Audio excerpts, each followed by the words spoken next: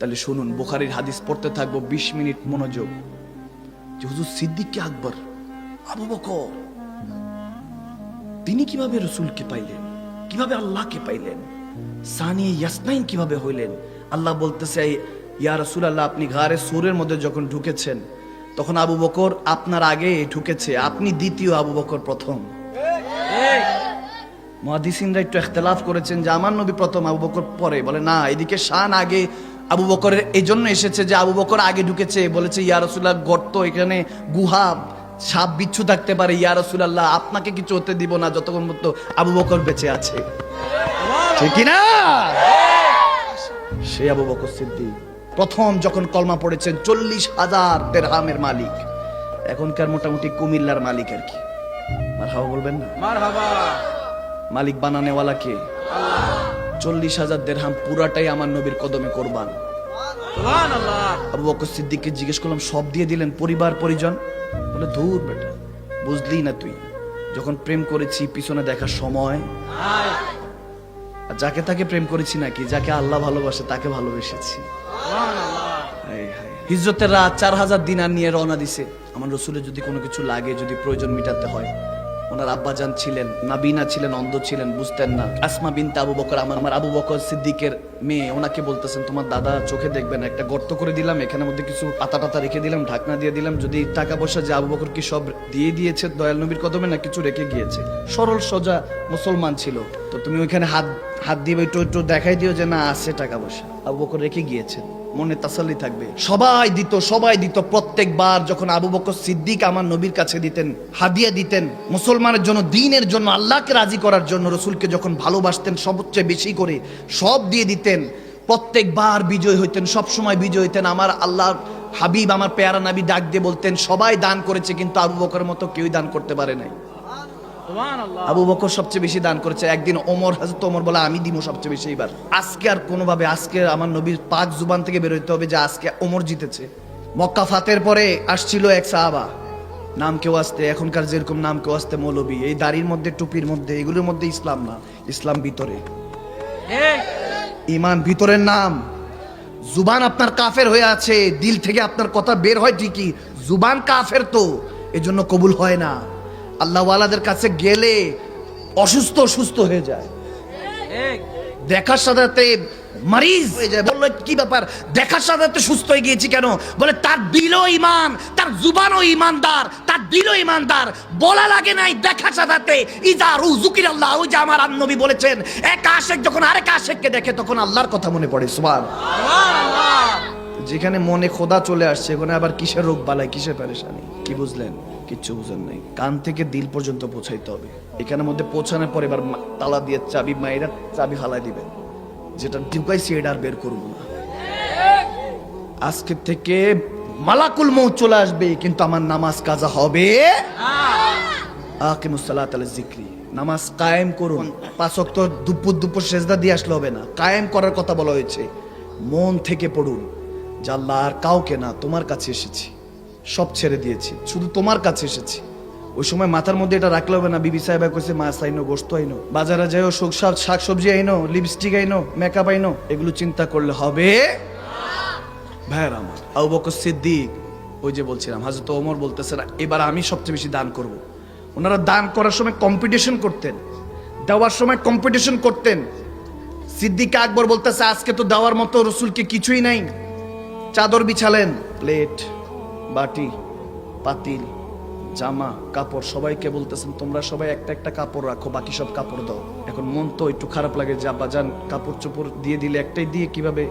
তিনি ঘরের ভিতরে গেলেন, নিজের জন্য একটা ছালের মতো ছালার একটা কাপড় পরলেন, তবে দেখতে অনেক সুন্দর, একটাই কাপড়, এই কাপড়টাই পরলেন, ছালার মতো দেখতে সুন্দর, কিন্তু একটা কাপড়ই, এটাই পরবেন, এটাই সবকিছু, বাকি কাপড় এনে রেখে দিলেন, সবকিছু সুই সুতা পর্যন্ত। সুবহানাল্লাহ। সব যখন নিয়ে আমার নবীর কদমে গেলেন, দিলেন, ইয়া রাসূলুল্লাহ। যখন দেখতেছেন আব্বাজান দিয়ে দিচ্ছেন, তখন মেয়েরা, খাতুন, কেউ কিছু আর বলছে না। সব যখন নবীর কদমে দিলেন, রসুল পাক জিজ্ঞেস করলেন, আবু বকর ঘরে কি রেখে এসেছো? আল্লাহু আকবার। ঘরে কি রেখে এসেছো? ভালো মতো শুনেন মুমিন মুসলমান, আমার নবী জিজ্ঞেস, কাউকে যদি কেউ গিফট দেয়, সে তো গিফট খুলে দেখবে যে কি জিনিস, কেউ তো জিজ্ঞেস করে না যে ঘরে কি রাখছো। আওয়াজ দেন। তোহফা দিলে কি সে তো ওই জিনিসটা দেখবে, সে তার কিছু বলবে না। আমার নবী জিজ্ঞেস করতেছে, আবু বকর ঘরে কি রেখে এসেছো? তখন আমার নবীকে আবু বকর সিদ্দিক বলছে, ইয়া রাসূলুল্লাহ, আমার কাছে কি মাল দৌলতের কম আছে নাকি? আমার কাছে কি টাকা পয়সা কম আছে নাকি? বলে কি বলো আবু বকর? বলে হ্যাঁ ইয়া রাসূলুল্লাহ, আপনাকে ভালোবাসি, আল্লাহকে ভালোবাসি, ঘরে আল্লাহ আল্লাহ রাসূল রেখে এসেছি। আল্লাহু আকবার, আল্লাহু আকবার। ঈমান দেখেছেন? বলে ঘরে আল্লাহ আল্লাহ রসুল রেখে এসেছি ইয়া রাসূলুল্লাহ, আপনি চেয়েছেন দিয়ে দিয়েছি, এগুলো কি কিছু নাকি? আমার মতো কোটিপতি কে আছে ইয়া রাসূলুল্লাহ? আল্লাহ আল্লাহ রসুল আমার সাথে আছে। সুবহানাল্লাহ। সে আবু বকর সিদ্দিক গারে সূরে গিয়েছে। মোল্লা নাজিউদ্দিন ওয়াইজেন আলাইহির রহমা বর্ণনা করছেন, গারে সূরের মধ্যে 600 বছর লাগিয়ে একটা সাপ অপেক্ষা করছে, 70টা সূরাত করেছে, ঈসা রুহুল্লাহ থেকে শুনেছে শেষ নবী আখিরুজ জামান নবী আসবে, ওই সাপটা নবীর সাথে দেখা করার জন্য পাগল পাড়া হয়ে আছে। কয়শো বছর? 600 বছর। 1-1.5 ঘন্টা দেরি হয়েছে, মাদানী সাহেবের পেরেশান। 1-1.5 ঘন্টা যদি কোথাও দেরি হয়, 10 মিনিট দেরি হলে অনেক সময় সমস্যা হয়ে যায়। রাস্তায় কি অবস্থা, রাস্তার অবস্থা না বস্তা, এগুলো তো আপনাদেরকে বুঝাতে পারবো না। কত রকম কত কিছু শেষ করে আসতে হয়, ওয়াক্ত অনুযায়ী টাইম অনুযায়ী পৌঁছানো এটা মুমিনের দায়িত্ব। কিন্তু মুমিন চেষ্টা করে, যদি না পারে তাহলে এটা আল্লাহর পক্ষ থেকে ইমতিহান, দোনো পক্ষের। ঠিক যে ইন্তজার করছে, অপেক্ষা করছে, তার জন্য পরীক্ষা, যার জন্য অপেক্ষা করছে তার জন্য পরীক্ষা, দোনো তরফ থেকে পরীক্ষা থাকে। কারণ টাইম মতো আসলে, এখন হয়তো বা প্যান্ডেলের বাইরেও দাঁড়ায় আছে মানুষের অভাব নাই, বোমা মারলে এখন যাবে না, বলবে না হুজুর ভালো লাগছে, অন্তরটার মধ্যে একটা সুকুন পাচ্ছি, শান্তি পাচ্ছি, হাকিকতের কথা ভালো লাগে, মন ভালো লাগে। যদি মমিন হয়, কমিন হইলে তুই উঠটা যাবো গিয়া। আমার চোখের সামনে অলরেডি 3-4 জন গেছে, আমি কই বাবা তুমি যাইতেছো না, আল্লাহ ঠেলা পাঠাইতেছে, ভাগ তুই, এখন তো ছাটাই হবে, মমিন বসবে, কমিন বাদ, ঠিক কিনা? ওয়াজের মধ্যে অনেক ওলামায়ে কেরামরা কিন্তু ডাক দিয়ে বসে, এই মুরব্বী ডাক দিয়ে বসেন, উঠোন যাবো না। আমি কারো বসতো বলি না, উঠতো বলি না, যে যার মর্জি যাও। আল্লাহ তুমি সবার কিসমতে হেদায়েত রাখুন, এটা আমার জানা আছে। হেদায়েতের মালিক কে? আল্লাহ। ইন্না আতাইনাকাল কাউসার, এ আল খায়রা কুল্লাহু। নবীকে আল্লাহ সব দিবেন হেদায়েত ছাড়া। হেদায়েতের মালিক আল্লাহ নিজের কাছে রেখে দিয়েছেন। জানেন তো রাহমাতুল আলামিন নবী উম্মতকে ভালোবাসে, সব হেদায়েত করে দিবে। আওয়াজ দেন। ঠিক ঠিক। মেরাজ রজনীতে যখন আপনি একজন এমপি মন্ত্রীর সাথে দেখা করবেন, কারো কথা মনে থাকবে না, আপনার মা বাবা স্ত্রী সন্তান কারো কথা মনে থাকবে না। তিনি তো সম্রাটের উপর সম্রাট, আহকামুল হাকিমিন। সেই রবের সাথে যখন নবী দেখা করতে গিয়েছেন, ওখানেও বলতেছে ইয়া আল্লাহ আমার উম্মতের কি হবে। হায় হায় হায়, উম্মত जो मेराज में नहीं भूले वो हशर में कैसे भूलेंगे। সুবহানাল্লাহ। বুঝলেন না? আপনি বুঝলেন না। যিনি আপনাকে মেরাজে ভুলে নাই, তিনি হাসরে আপনাকে কেমনে ভুলে যাবেন?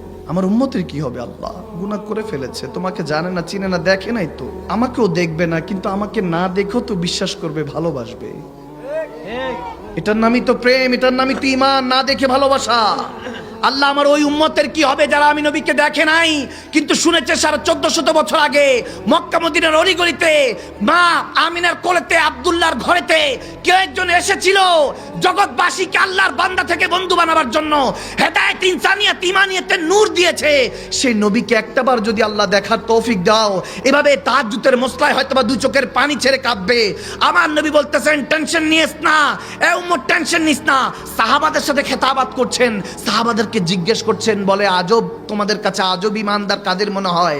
সাহাবারা বলতেছেন মাবিয়ুকা, নবীদের ইমান মনে হয় আজব। বলে তারা তো আল্লাহর প্রেমে থাকে, তাদের ইমান তো কামেল, আজব হবে কেন? আজব ইমানদার কাদের মনে হয় বলো? তখন বলতেছে হাজা মালাইকা, বলতেছি ইয়া রাসূলুল্লাহ ফেরেশতা মনে হয়। বলে না, তারা তো আল্লাহর হুকুম এমন ভাবে পালন করে যা প্রতি মুহূর্ত মনে হয় ঈদ, ঈদের মতো খুশি উদযাপন করে।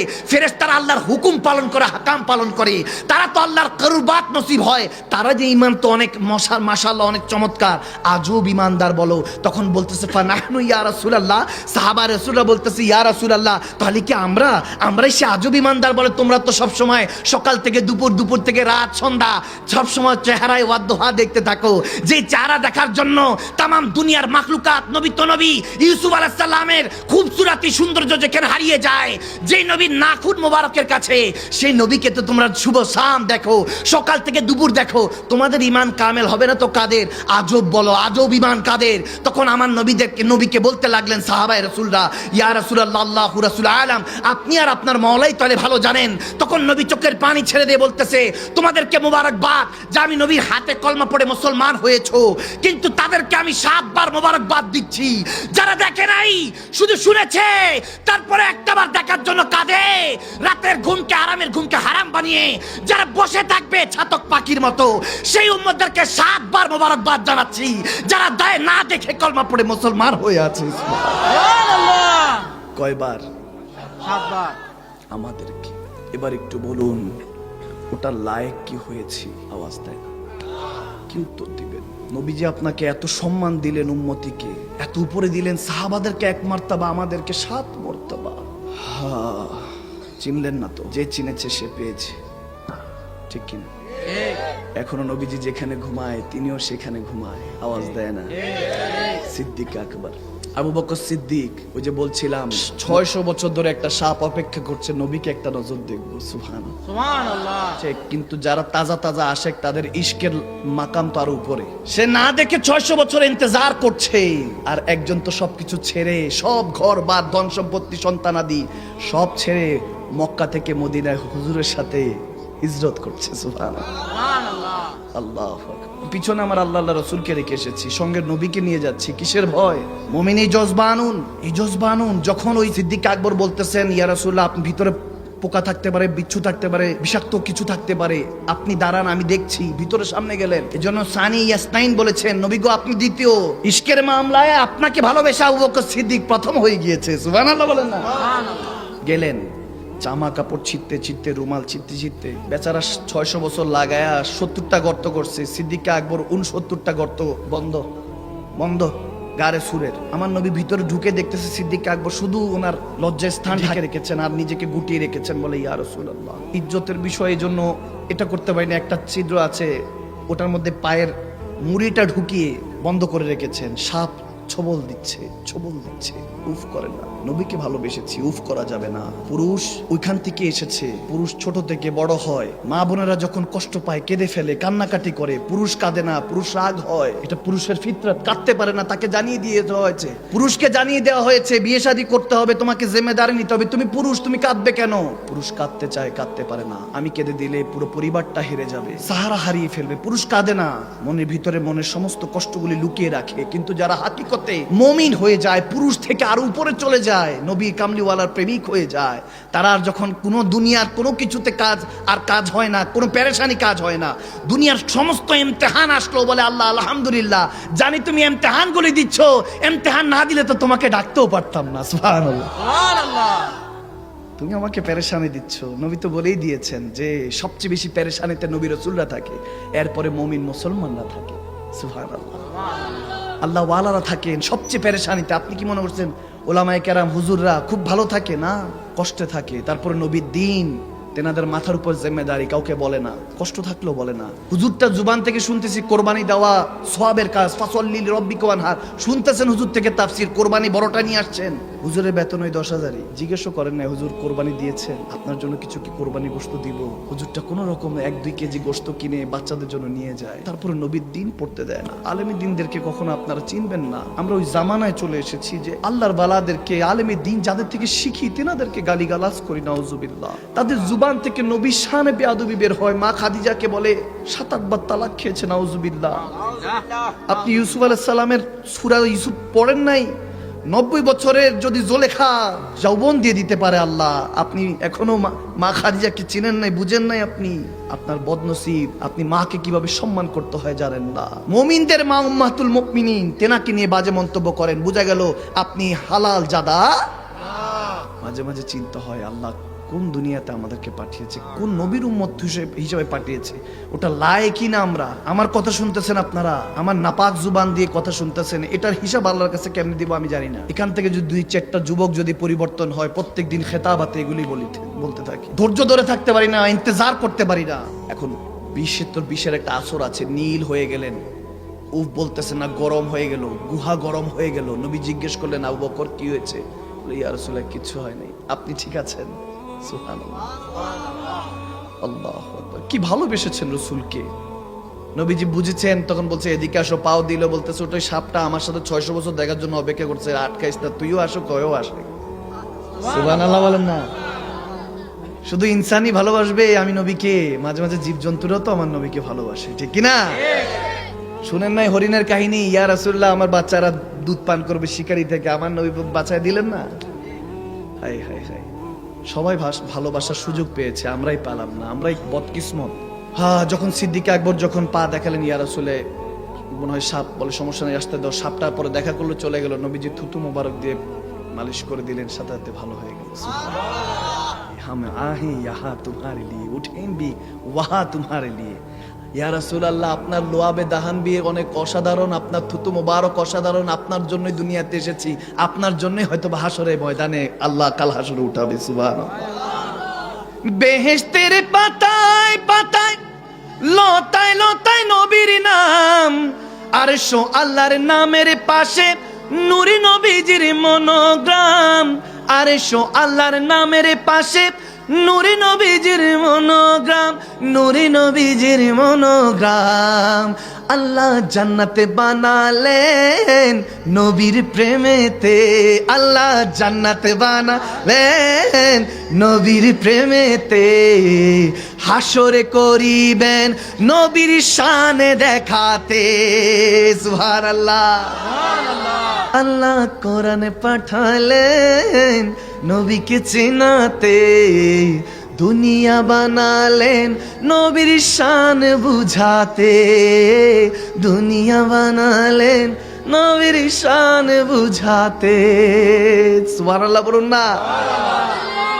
হায় হায়, সিদ্দিক আকবর সবকিছু ছেড়ে আমার নবীর প্রেমে ফানা হয়েছেন, এই জন্য দামি হয়েছেন।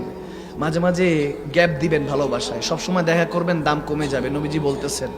মাঝে মাঝে গ্যাপ দিবেন, একটু কম আসা যাওয়া করবেন, দেখবেন আদর কদর বেড়ে যাবে। এই জন্য জামাইরা মাঝে মাঝে যায়, সব সময় যায় না। কোন বাড়ি? আওয়াজ দেয় না। কোন বাড়ি? নবীজি এটা বলছেন তো। সিদ্দিক আকবর এখন কম কম আসা শুরু করলেন। হঠাৎ করে আবু দারদা রাদিয়াল্লাহু তাআলার কাছে নবীজি বলতে লাগলেন, আবু বকর কোথায়? আবার বলেন আবু বকর কোথায়? আবার কিছুক্ষণ পর বলেন আবু বকর কোথায়? আবু দারদা তিনি দৌড়ায় গেলেন, আমার নবী সাহাবা সিদ্দিক আকবর কাছে গিয়ে বলতেছেন, নবীজি 3 বার বলেছে, সামি তো আমি শুনেছি, 3 বার আপনার কথা বলছে, জান না কেন? দৌড়ায় গেলেন, ইয়া রাসূলুল্লাহ হুকুম। সুবহানাল্লাহ।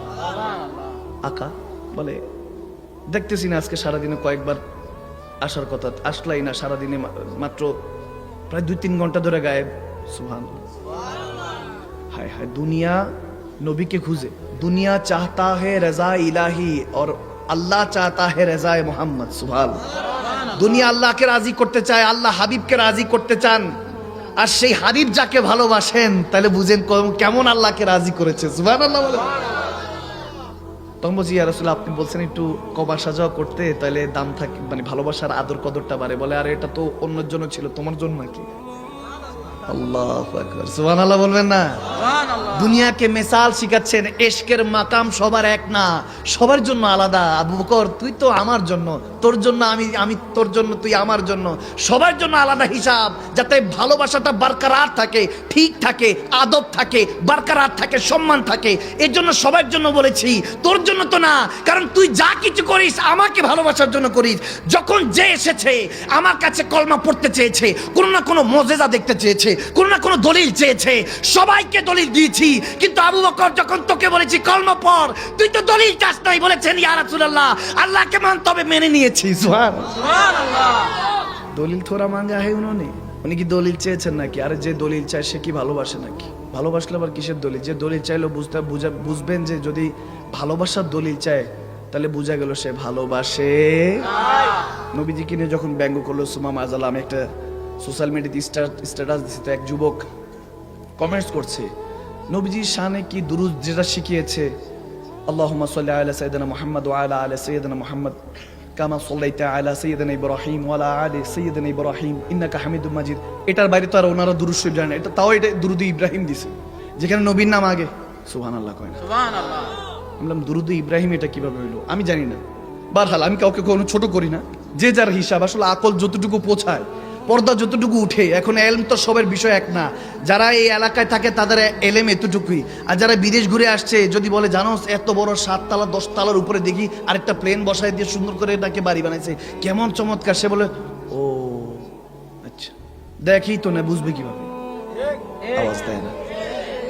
এক্সপিরিয়েন্স, অভিজ্ঞতা তো সবার এক না, এলেম সবার এক না